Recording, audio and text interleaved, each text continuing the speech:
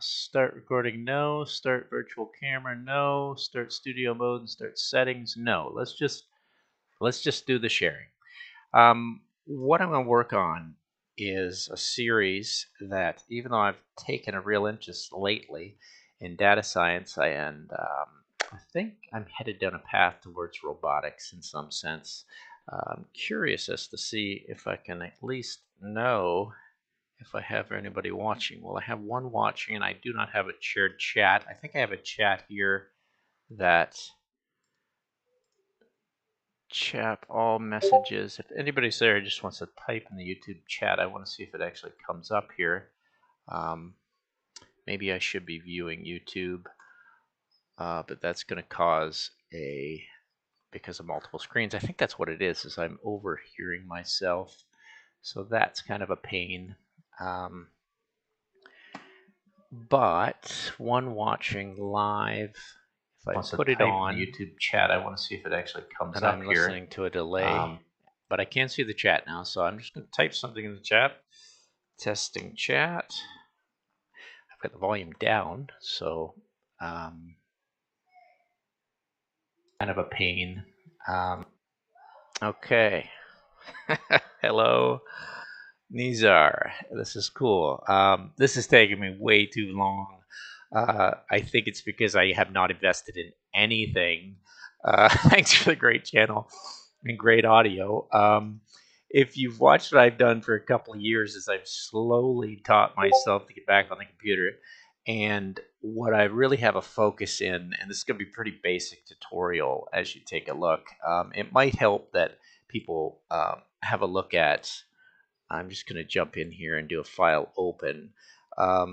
What I'm working on my desktop is this Python all-in-one textbook, which I'm pretty excited about. And I'm just going to grab the first script that I had there. So basically, I'm going through Python all-in-one, and I'm going to let that come up for a second. I'm just watching my screen, kind of getting a sense of my delay. Yeah, I've got about 10-15 second delay on this for YouTube, I guess, to make sure that I don't do anything indecent. But these are the files that I've taken an interest of. There's about 5 activities I'm doing this summer. One is I'm looking at Tuvu's screening and getting inspired by others doing live feeds or recordings. She's a data scientist, and I think there's a lot for data visualization and for data artists to be playful, which is really what my video series have always been about on YouTube. And I'm just a little conscious of what screens I'm sharing and what I'm sharing with, because I have to think of kind of what I want to portray. And I'm trying to find a time frame for this. I'm online whenever I can be, because I've got 3 kids at home. But I'll try and jump on and off, and if it does work out that I start to record some of these things, I will. But I think what I'm going to do for the most part is not record anything and see if I can get an audience. Okay. So I watched that. I do GH Python videos. A video series I'm watching also online, which is amazing with GH Python videos, which you're allowed to work in Rhino Python script in Rhino. And that's a pretty good, I think his name's Terrence, and I'm watching that fellow, so he's pretty exciting. And then I'm running through the entire text, Python for Dummies all in one. I'll hold the book up here. Just take a second. I can't really see my live feed. I see the delay. And I wanted to translate the entire content of that book, not only into text, almost like a Jupyter notebook, which is what I've been doing in Visual Studio. So I've got a Jupyter working notebook that I can test everything, because Python does not work in Python 3 and GH Python. But this will allow me to play around with the Jupyter notebook and then actually go in, and I have here all of the books broken down, book 2, book 3, book 4. So if you went into Python, these scripts I'll keep updating on my GitHub page. Book 1, chapter 1, I have them written out as scripts, and they're pretty simple scripts, to say the least, because they're really nice to then bring over into Grasshopper. So that's exactly what I'm doing. So the initial book, and I don't want to get into copyright, these are my notes being generated from it, all of my links being generated from it. And then I'm also bookmarking every link, all the links in that book. So I'm just trying to practice Python. And I'll do this for Python, I'll do it for C# as well. So without getting into too much detail of these notes, they're really just my crib notes and reading a book if anybody finds them interesting. But if you go in here and you open and you continue to open, you're going to find that book 1, chapter 2, book 1, chapter 3, all of a sudden I have this little SB, which means sandbox. So if I open that file, what I can do is I can take a script that came out of, so this is AIO Python B1, out of, if I open this doc, the all-in-one notes from book 1, chapter 3, and I produce a script that isn't just a script that I can bring into Visual Studio. So if I went down here, the Magic 8 Ball, there it is. It's up and running. And I have GitHub Copilot like everybody else right now, but I was using that before. So my scripting is like, and I go between C# and back to Python quite a bit. But I like teaching Rhino and Grasshopper, and I like the computational side. So in here, I've got a script up and running. I have it up and running in Grasshopper. So once I take my notes and I know what I'm talking about, I know I'm moving on to using modules, I'll take that script, which if anybody's familiar with GH Python or Python, you want to get everything set as inputs. With Grasshopper, you can make things parametric. You don't have to hard code anything. You don't have to play around in Visual Studio and change things. You can actually get in here and have your sliders. So you might want to have access to these scripts in my notes, even though I think you should generate them on your own. And I'll go through this a couple times, and maybe I'll start recording this series. I'm really just getting my head around this and seeing if there's even a need to do this. So after I do a little overview today live without recording, please keep an eye if I'm recording or not, especially if you don't want to be recorded. I think I'm going to make a thing of this, and I really am kind of excited about it. So if I jump back in, and I have all these other files open, but if I jump into the sandbox, this is what I'm trying to do with it for the creatives in Grasshopper.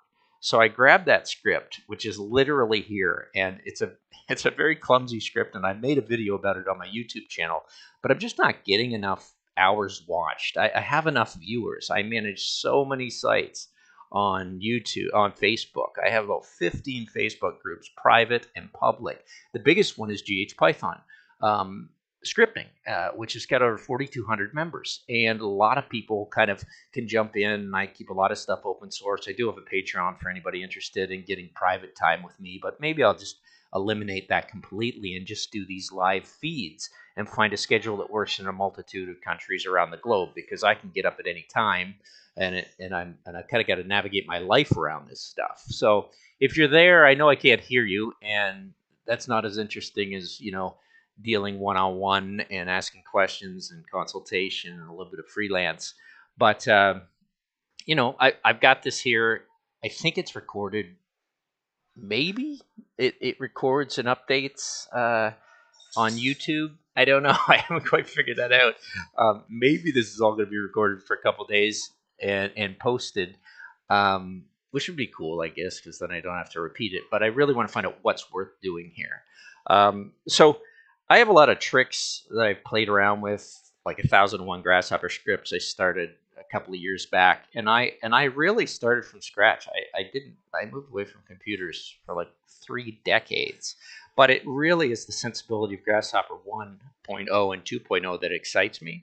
I just don't know how long it can be live, and I'm going to try and find a schedule that works for my family. My wife is very patient with me. She should be at work full time, and I should be with 3 young kids. But if we take a look at this Magic 8 Ball, I changed it. And I basically wrote a script, the Magic 8 Ball, that can be used again and again. It should be written into as a function that you would call. If I was to write this script in Visual Studio or write it in a program, I definitely think it's got to be a lot neater than this. But for people that are new to this, you can literally go in and take that script. And what I did was, just for fun, I outputted some text. So as you randomly go through here and play the game, I'm going to connect the game here. I'm going to take all this juice right here and Control Shift. I'm going to plug it over to the button. you can see that I can run that, and it comes up with a new text each time. It is certain, concentrate and ask again. It's the old 8-ball game, but it's producing numbers 1, 2, 3, 4, 5, 6, 7, 8. And I figured, well, let's just have that as input. Let's just have that as the number coming out to drive a geometry, to drive a circle. So the script is really not worth spending too much time looking at. It's just a playful way of thinking of the 8-ball, and I think I work kind of creatively with this stuff. But what you can do is I can shrink this, and you can see that I have a little bit of a geometry going here. And I think I had it set to true or false. That's my bake item. I did a video on this if you're interested. And I set a timer. I really like these little units here because this little unit literally is a timer that you can just activate, and it will just, as you run your script, it will generate these numbers. Let me see why it's not running. My data should be running. Why am I having trouble with this? Hit play. Data recorder play. The length is 1. Maybe I don't have my timer set. Interval. Manual. That's why. Let's just set it there. It'll change the count. It's a little timer that'll move those digits, so it's kind of like triggering this all the time and making another geometry on top of here. Maybe I should choose a better. Yeah, you can see the geometry that's actually being made for my script. So I can change that very quickly. If you take a look at this and break it down, let me zoom extends all. I'm really just, and it's not an efficient script because it goes back and forth from solids to points, and then deep repping, and then finding the edges. So it's a very clumsy script to get started, but it's fun.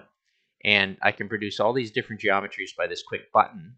And if I wanted to, I could take that and put it over to the timer, and then it's just going to change whenever I want as a timer. But I think people get a little tiring watching that timer. So it's a fun little area to kind of activate, to get a script up and running with a button tool, so you can change whatever script's working. And I'm trying to keep my scripts to just outputting integers. Maybe floats, maybe booleans, but there's no reason writing, in my mind, functions that do more than one thing. And I'm following that from people that make functions as data scientists that say, make as little as possible within these. And if you're good at Grasshopper, you can see here, I've got a little circle, and I think the plane of this circle I should probably change to XZ. Just because I want to see it up in the other direction. So the circle's here. It has a center. I do make it solid. It doesn't need to be, because that geometry could be moved as a circle, and it's going to save your script and make it go a little faster if you do that. And then I'm going to move it off in the Y. So I'm just stepping this out like a walker. And instead of using hoop stake or anomie, I've basically just stepped it up through a multitude of counts in the X and Z, X and Z, X and Z, X and Z moves. But you could throw this through a loop, and you could certainly put it back into a for loop within a Python node as you get better and better. But since I'm trying to think of Python 101, starting with a script from the very simplest, I don't mind making something that I can merge all the components, and you can see those get curled up. I need a centroid to them, which is basically the point. So what was the point of even putting the circle on them? I wouldn't have to find the centroid if I hadn't done that. And then I'm making this surface, and you can see that it doesn't really work as a vessel all the time. And I'm going to put it back on timers so we can kind of watch what's happening here. And I'm going to put the timer on probably a second. Oop, let's disconnect that. And so these are these kind of playful sandboxes I'm interested in. I'm going to put an interval on every 2 seconds, and there we go. You can see what's being generated, and I can kind of highlight that. So there it is. It's I can deep rep the edges. So this sometimes works and doesn't work, but it doesn't really make a base. You'd still have to find a way to extrude a base, but you get some really interesting geometries for people that might want to make something this way. And then I'm just taking that curve, and I have to join it, and then I'm doing a revolution like most people do. And then I've got a little bake item on here, which is kind of fun. The bake item, I'm just going to put on a Boolean here because I don't want to go find my other Boolean. I'm just going to put my bake on here false. So if you had something you liked, you could quickly bake it, and then you'd be done. And you have to turn it back to false, or else you'll end up. I should give myself more time. But if you found something you liked, there it is. You could slide that one over. Wait for the next bake of what you want, and as soon as it changes, bake it, and then turn it off. And maybe give yourself more than 2 seconds to do this, and you can just play around with generating your own geometry. So I think that's kind of um, more about Grasshopper and more about a little bit of a timer and more about an iterative process than what this script is doing, the Magic 8 Ball. But that 8 Ball script's, the basis of understanding Python. So as that one's still going, I think maybe I'll just take that back off again, so we're not running a script and wasting my computer's brain. So I can kind of change that around and decide if that's what I want. I don't need to keep these items. I don't do a lot of work in Rhino. I kind of get lost in the computation of playing in Grasshopper. And so that's pretty much it. So after all the video tutorials and everything I've done, let's just go back into here and see if we can find. This is the basic script of where it came out of. And like I said, they're my crib notes in learning Grasshopper. I usually start with a top view when I want to make a creative script. And I'm going to close out that script because I don't need it. So what I might do is go back in and file open another script. Like I might go in and I'll say, okay, time to file open book 1, chapter 4. And so again, all the scripts coming in here and playing, and here's comments and what they're all about. Kind of a useless GH Python script. And if you're wondering where the name's coming from, it's just going in here and hitting this. You can go back to the Python node, which people are familiar at, but it's nice to actually be able to see your title. So comments, it's just showing you about comments. So as I learn, I'm trying to make these basic scripts. This is one that's dealing in data types. And whenever things get too hard-coded, if I went into the script, you can see that I've just got my comments. It's running. I have that online as well in videos in Visual Studio, so I can shut that down and go to book chapter 4 and take a look at comments. And so there's your script for comments that's working. There's your data types. And that's running not only here, it's actually at a very playful Jupyter's Notebook, which is getting awfully big. I mean, like, you do not need to go in here and try and, read through that Jupyter Notebook. That's a real playground for figuring out. But a lot of people, at least I find in the visual arts profession or design, they don't want to just be stuck in Visual Studio or something like that. They want to be out of here and doing things not in Jupyter Notebooks, maybe getting it up and running, because Python 3 is not going to work for you in GH Python, especially when you get up into some tougher libraries in GH Python Remote, where you have to import other libraries. So this is kind of a long discussion. It's my first one. I'm getting a feel for it. But that one said there's tons out of this chapter I can start applying. This is one that deals with operators, and once you get into operators, you can just drive some very simple functions that can jazz up, and you're not stuck in the math tab or sets tab or vectors tab trying to figure out what to do. You can always take the geometries after. What I want you to think about are the types on these scripts. If you were to add one and say, what are the type hints? I don't want to deal with geometry bases and subdivisions and planes and points. I don't, maybe points. I just want to deal with floats, booleans, integers, strings. I don't even want complex numbers or dates, even though a lot of learning in Python seems to deal with the date time module. So maybe we'll go there. But right now, keep it simple, the outputs. And obviously, it looks pretty familiar to a math tab. 6 times this, the quantity times unit price, and boom, you've got it. But that gets a little more complex when you start to think of that geometrically and checking things as to whether things are, if the syntax is set right. And I'm realizing my F strings in Python 3 are totally different than trying to figure them out in Python 2. So it's like, should I go back and learn all this other stuff, or should I just learn Python within the Visual Studio environment or Jupyter Notebooks? But when you have something like that, there's the book 2, chapter 4. Let's go in there and find, actually it's probably easy if I just go here. open. Let's go to book 2, chapter 4 with the SB, which is the sandbox. So there it is. I've taken that base script that comes out producing like this, but that's not too helpful. So what I've done is made it much simpler. And so if you're not familiar with GHPython and Grasshopper, you definitely want to get into a script like this. Coming from the book 1, chapter 4, you want to be able to set your data types. And what I've done is I've set my type hints all single access. All of these have been set to item access or just left there. But this is a string input, so it works. And my script could be easier. I'm basically inputting. I mean, it's a useless thing for those, but to wrap your head and think this way is really going to help you if you want to get into GHPython and into Grasshopper. So I'm just looking at who's watching. I hope I have sub. No, I don't. I should probably have captions on. And I'll put that into my next videos just because I don't know who's coming from where and what interest this is here. But it's just kind of an intro to Python and the GHPython node in Grasshopper series. And it's called a creative scripts, and I'm going to call it the sandbox. And so I'll just keep making these. And this is one of the other things I like doing in the day. The other thing is I'm reading like crazy how to import CSS files, move back and forth to JSON, HTML, work with Excel spreadsheets. Because if you're going to use your functions to be basically integer functions, then you can start to think of that as getting data sets to drive the geometries of what you're doing. And this is for people that want to take Matplotlib a little bit on steroids, a little bit farther, and you want to make some really beautiful visual things as well. This is a live feed. I'm not sure how long I'm going to go.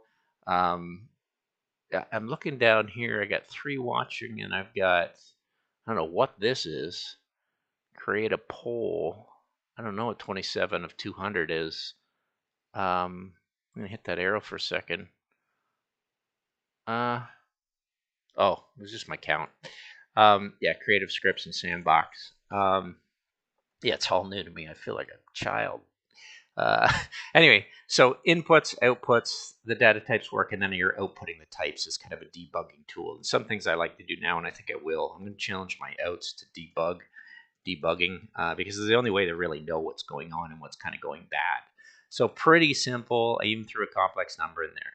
So the other thing was I have the variables. What would I do with a script geometrically with variables? So let me play with it for a little while. A lot of my notes I actually wrote with comments in several places, and not only writing the notes in here, so the nodes themselves could be user objects made for teaching. I'm also writing those notes above in a lot of these sections. So in 04, you can see I'm writing those notes out here. So they're there. They're also in the script. And they're also over in Visual Studio Code and the operators, just so I get everything up and running. I'm not leaving any stone unturned, which is a very tedious way of learning anything. But I think it's good for me to be repetitive and figure this out. So I'm going to do a little something, obviously, with that script. The next one is this one that deals with operators. So I might go back into my sandbox file, which is this one, and take a look for something else worth playing with. I thought I had it in here. I must have deleted it for some reason, removing everything. That was kind of foolish.